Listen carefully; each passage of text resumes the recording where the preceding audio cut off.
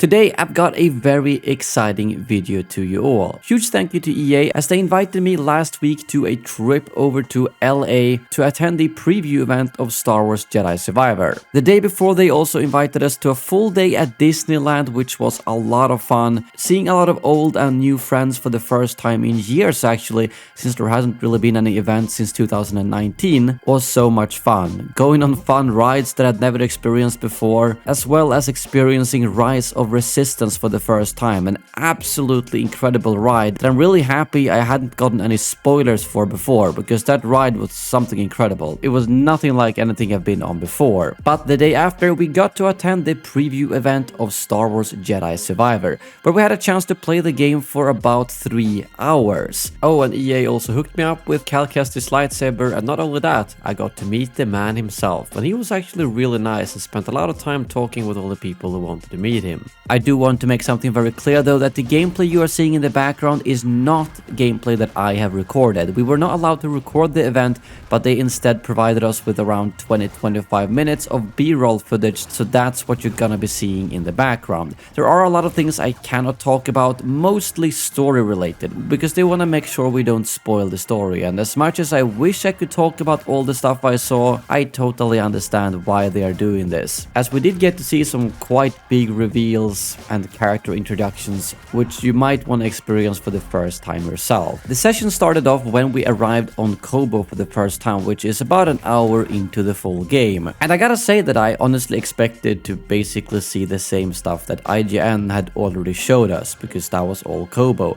But there was a lot more than what IGN showed us, some of which you will be seeing in the background through the B-roll footage that is brand new, but also some of it which I cannot mention, especially when it comes to the main storyline. But basically my overall experience with the game during these hours was that it really felt like they took everything from the first game and then improved upon the most stuff that people asked for. At least as far as I experienced, they didn't change anything that people didn't want to be changed, if that makes sense. A lot of games or movies or whatever it could be, they usually change stuff that people were already happy with, and I was glad to see that that wasn't the case for Star Wars Jedi Survivor, at least from my personal experience, obviously. The base combat felt very similar to the first game, in the way that I could very quickly get into the whole mindset of parrying, dodging, using different combos, as I very recently played Fallen Order again, meaning that it was kind of fresh in my mind, and I'm glad I didn't have to relearn all of that.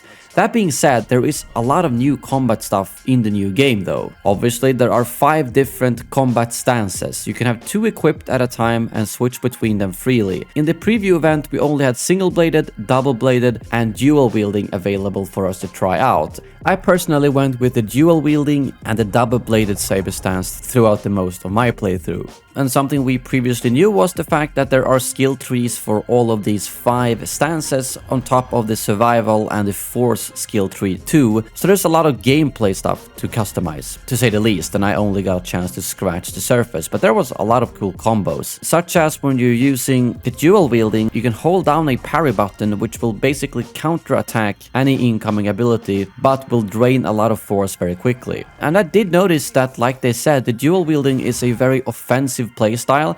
You will take a lot of damage, but you can also dish out a lot of damage, so that's something you gotta keep in mind. And I also want to add in here that at the end of the play session, they actually showed us one of the developers playing on like an end game build, and he showed some insane combos you could pull off, especially with the stances that were not available.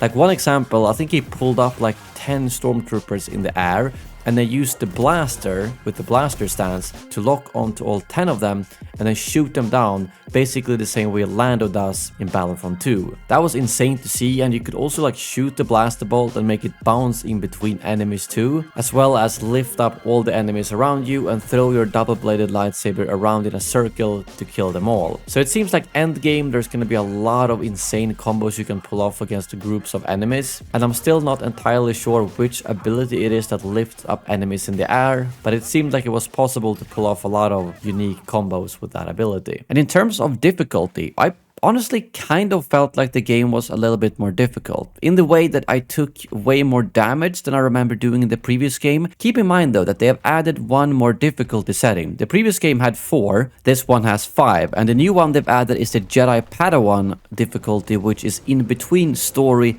and Jedi Knight. And then of course we have Jedi Master and Jedi Grandmaster. So I played on Jedi Knight throughout my playthrough, and it definitely felt harder than Jedi Knight in the previous game. Whether that's because they've added another difficulty setting below it, or because I was still new to the game and getting used to it, is tricky to say. But it did feel overall like you took way more damage than you did in the previous game. A really cool new force ability is the Force Confuse, which basically allows you to turn an enemy against each other. You could hack droids with BD in the first game, but now you can do it with the Force as well, which includes on these huge creatures, which will then wreck enemies around you. It's a very simple yet cool ability that is added to your Force arsenal, on top of course the huge Force slow field, which I've talked about in a lot of previous videos. It worked just like intended. When it's off cooldown, pop it and you will get a bunch of free hits on all the enemies around you. But honestly, throughout this entire playthrough, the main thing that I thought was different compared to the first game is the open world section of it. Sure, I only experienced Kobo, but there was so much stuff to do on this planet. There was almost always various side tracks you could go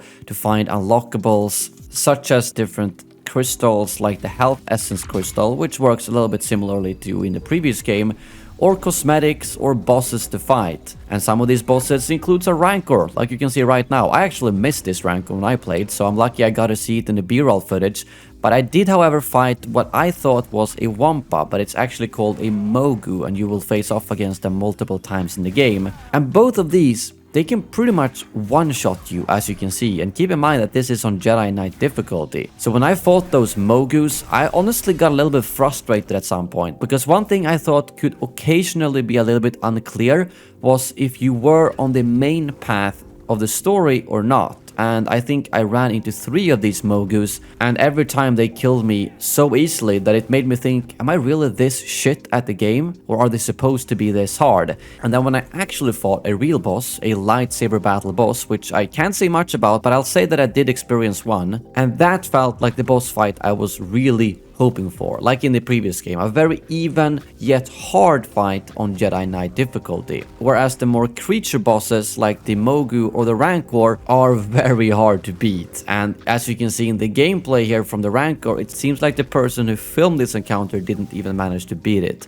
So I'm assuming it's gonna be a little bit similar to the Ogdo Bogdo in the first game, where it's a side track you can get absolutely destroyed on, but if you go on the main path, you're gonna find some more even fights, if that makes sense. There's also a couple of nice quality of life things I noticed that they've improved, such as way faster animation for opening loot boxes, or most importantly for using BD1 stim canisters, so you no longer get stuck in that animation in the middle of a fight. In terms of the story, like I said, I can't mention much, but what I will say is that when we arrived on Kobo, the goal was to fix the Mantis, and by doing so we find Grease in his cantina, which gives us a great wholesome cutscene. And then when we look for the parts to the Mantis, that's when we start discovering some very interesting stuff deep on Kobo, including a secret place called the Tanalor. But I cannot say much about that, although I wish I could. It's probably for the better that you experience that yourself if you want it spoiler free. But I'll simply say that Kobo was way more interesting than it looked on the surface, because when I first heard that we were just gonna be playing on Kobo,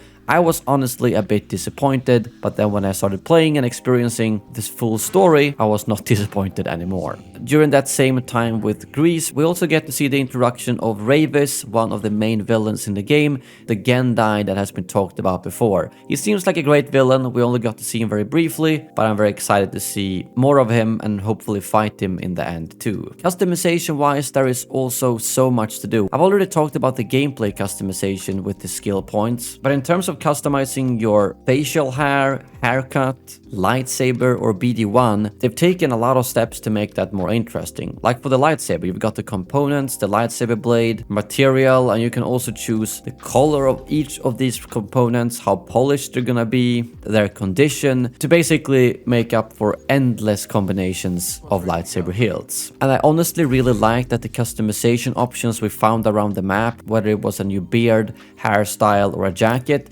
were actually something you wanted to wear. In the first game, I didn't care about any of the ponchos I found, but now that I found a cool new jacket or haircut, I instantly went into the menu to actually equip it. So that's definitely a huge improvement to the first game. There's also a garden where you can plant all the seeds you found around the map, and multiple shops in the cantina area where you can spend various currencies that you will collect around the world. And while we're talking about stuff to do other than the main story, there are also the Jedi Chamber challenges that IGN already showed off, so for that very reason I actually skipped it to save time for other stuff. But if you complete those, you can get new traits, which is also another way to customize the gameplay. But I did also run into this timed challenge that you are seeing on the screen, and honestly it was really hard. I tried like 15 times probably, but never finished it, and realized that it's probably better if I try to complete the main story. And the B-roll footage that you see now, it seems like they also didn't complete the entire time challenge. So at this point I'm actually not sure what the reward is for completing it, but it might very well also be some type of trait that you can equip. On top of that, you can also talk to random characters around the map, which will give you a rumor that then shows up on the map and you can then complete. So as you can hear, there is a ton of stuff to do on top of the actual main story. I'm not sure if all planets are gonna be this way, but Kobo alone felt like the main story was like 25% of the content or something like that. So it's not a full open world game, and that's not really what the goal is, but it's way less linear than the first game is. And that's something that I feel like I will enjoy even more when I play it at home, because now it was a little bit stressful. I always try to figure out, is this the main story or not? Because obviously I wanted to get as far as possible during my 3-hour session. The map is also another greatly improved thing. This time around it felt like I can actually use it and understand it properly. I do have one complaint though, that in the previous game you usually had these green icons that showed where you can go, or red icons where you can't go.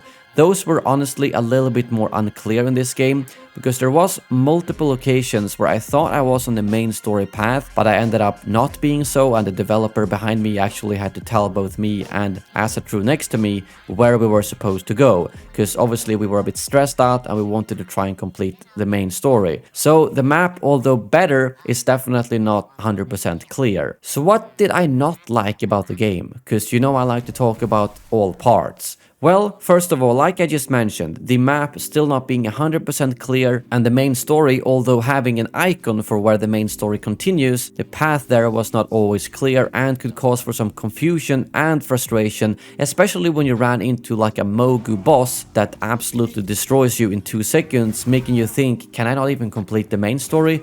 And then realizing that, oh, this was just a sidetrack. The FPS is also a little bit worrying, because we were playing on PC. I personally used a controller, but you could use a keyboard and mouse if you wanted to. And there was actually at multiple occasions where there were quite significant FPS drops. Not all the time when you were playing, but considering this was probably a pretty beefy PC we were playing on, to still see some FPS drops was a little bit worrying, because I'm not sure how it's gonna perform on consoles or on lower end PCs in that case. Another thing that I struggled a little bit with, which might not be a complaint but more of a thing to get used to, was that it felt like it was really hard to perform normal attacks, as in you almost always accidentally performed some type of combo or ability that used up the force. So even at the time where I was like, alright, I need to save up my force and use a normal attack, I still accidentally kind of triggered a force draining attack, which could to some degree become a little bit frustrating. But it did, however, also feel like you regenerated the force a little bit faster in this game too, so I definitely felt like I did way more combos and force attacks than I did in the previous game, which kind of made up a little bit for that.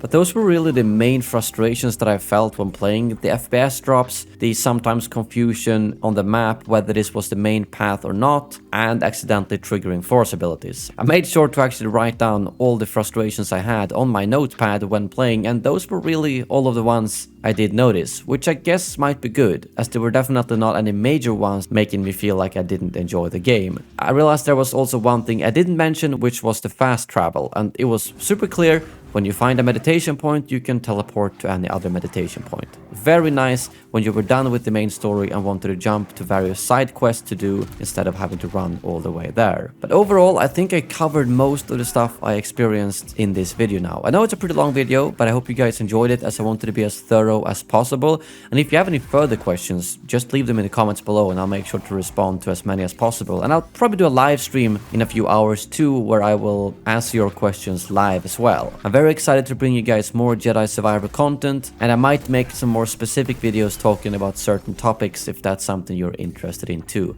But other than that, huge thank you for watching this video. Hope to see you soon again. Thank you very much for watching, and as always, may the Force be with you.